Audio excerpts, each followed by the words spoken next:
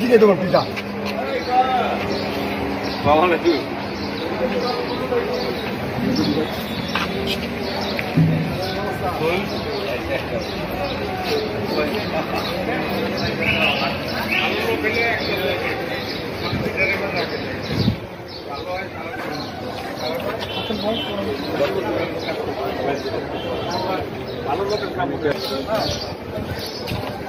খাবারের পরে আপনি বুঝছেন দুই নাক মান্নার সময়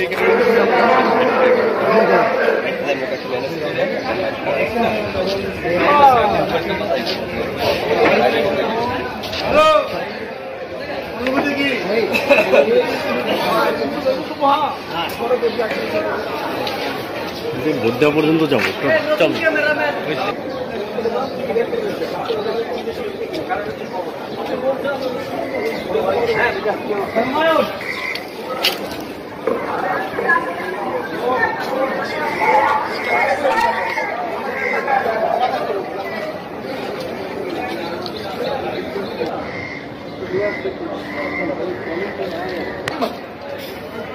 আমি বাকি করবে আসলে হই করে একটা তালিম আছে এখন তো মানুষই হতে চায় ছবি চলে না তালিম উপহার দিচ্ছে এখন সেই আমাদের সেই চলচ্চিত্রটা যে কারণে কিন্তু আস্তে আস্তে চলচ্চিত্রের অনেক কিছু হারিয়ে যাচ্ছে। কাউন্টার অভিনেতা অভিনেত্রী পাওয়া খুব টাফ। তবে আমার পরিচালক এবং প্রযোজকদের কাছে একটাই অনুরোধ, আমরা যারা আছি আমাদের নিয়ে ভাবুন, পাশাপাশি নতুন যারা আছে তাদের নিয়ে তো ভাববেনই। নতুন এবং পুরানো সমন্বয়ে ভালো কিছু করার চেষ্টা করি, তাহলেই হয়তো চলচ্চিত্রে আবার নতুন করে উপরের দিকে যাবে। আমি যখন চলচ্চিত্র প্রথম ঢুকি তখন আমি ইউনিভার্সিটি শেষ করে আসছি। তখন আমি নায়ক হিসাবে প্রায় 500 ছবি করেছি। এর পরবর্তীতে ভালোবাসার রং 12 সাল থেকে যখন আমি নেগেটিভ রোলে ঢুকলাম, একাধারে নেগেটিভ রোল করছি। তাই বলে আমাকে কেউ কিন্তু বলে না এই ভিলেন অমিতাভ বচ্চনের দিকে নায়ক নায়কই থাকে। আমি একজন অভিনেতা, আসল কথা হলো আমি একজন অভিনেতা। আমি সব ধরনের অভিনয় পারি, এটার দক্ষতা দেখানোর জন্যই আমি সব ধরনের অভিনয় করতে চাই। আর একজন শিল্পী কখনো কিন্তু শেষ হয় না, যে আমি কখনোই আপনি বললেন যে সুপারস্টার চাই, আমি কখনোই স্টার হতে চাই না।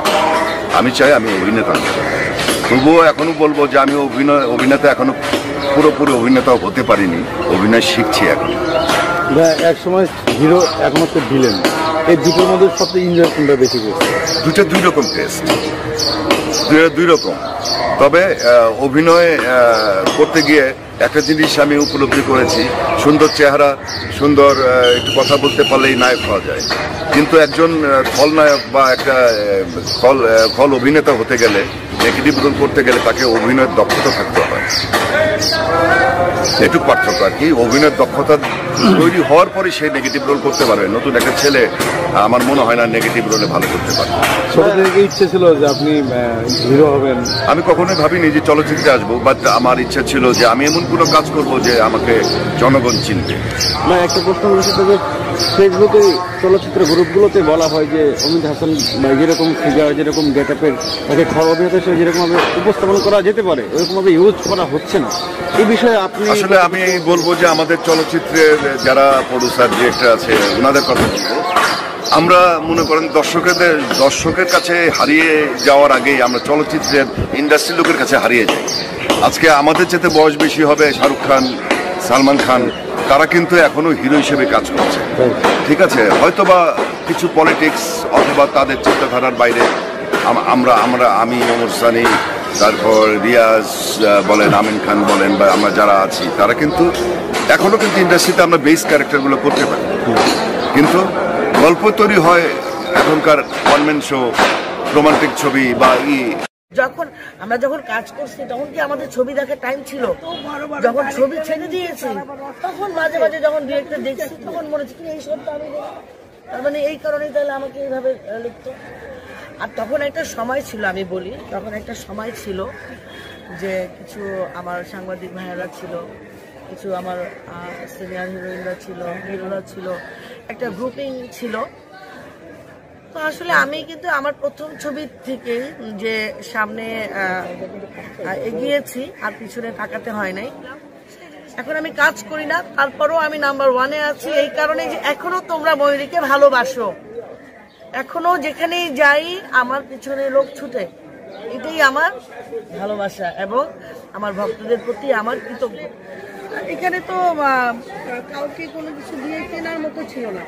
তখন যারা বড় বড় জার্নালিস্ট ছিল সেই সময়কার, ছায়াছন্দ, তারপরে আরেকটা কি ছিল জানো মা, চিত্রালী, যে বড় পেপারের ছিল, হ্যাঁ এই যে ওইটার যে আঙ্কেলটা ছিল বয়স্ক, কিন্তু যারা বড় বড় জার্নালিস্ট ছিল সবাই তো আমার পাশে ছিল।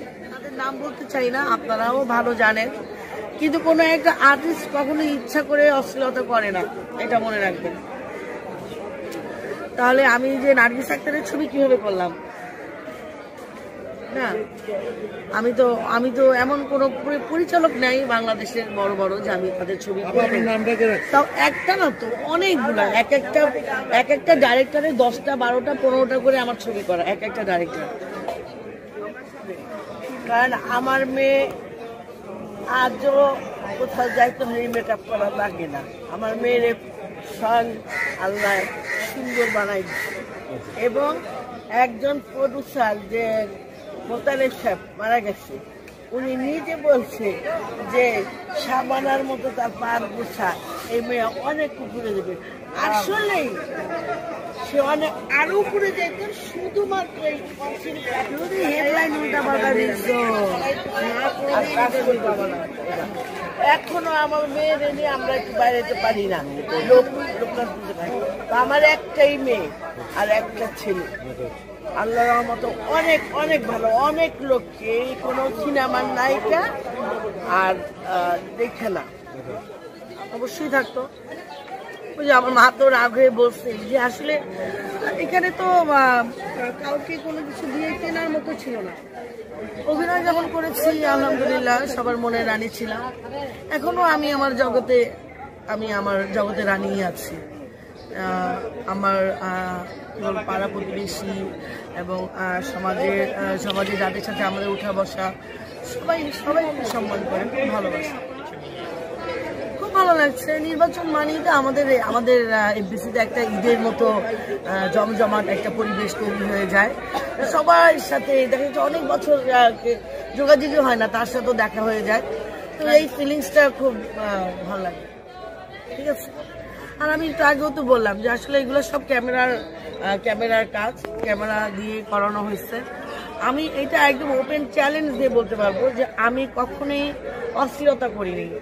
ওই যে বললাম যে কিছু যারা বেশি মাত্রার লোভী প্রযোজক পরিচালক ছিল, আমাকে একটা ডান্স দিল হিরোর সাথে, আমি এটা করতেছি, তখন কিন্তু আমি ইন্টেনশন থাকি যে আমার শটটা কিভাবে ভালো হবে, বাট ক্যামেরাম্যান যে তখন ক্যামেরা নিয়ে কি করতেছে এটা কিন্তু তখন বোঝার বিষয় আমি না, যেহেতু আমরা তো নিউ একটা ক্যামেরার ব্যাপার বুঝতে কিন্তু অনেকটা টাইম লেগে যায়। তো যখন আস্তে আস্তে বুঝতে পারি তখন আমি ভাবে তো শট নিতেই পারে না, কিন্তু এরকম করতে পারতো না, হয়তো বা তখন আমরাও মন খুলে বলতে পারতাম। এখনকার ছবি কেন চলে না, আমি তো বুঝতেছি।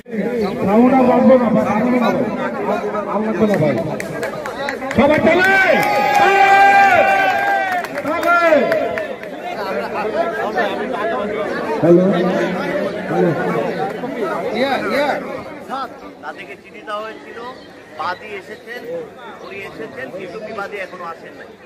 সেই কারণে এখন আমরা বাদীর কথা শুনবো, বাদীর কথাগুলো শোনার জন্য পরিচালক সমিতির ভিতরে যাব, ওখানে বসে আলোচনা করে আমরা তার কথাবার্তা শোনার পরে তাকে বিদায় করে দিয়ে আমরা আধা ঘন্টা দুজনে ডিসকাস করবো, আমাদের আপিল ডিসকাস করার পর তারপর আমরা এসে বাইরে এসে সিদ্ধান্ত আমরা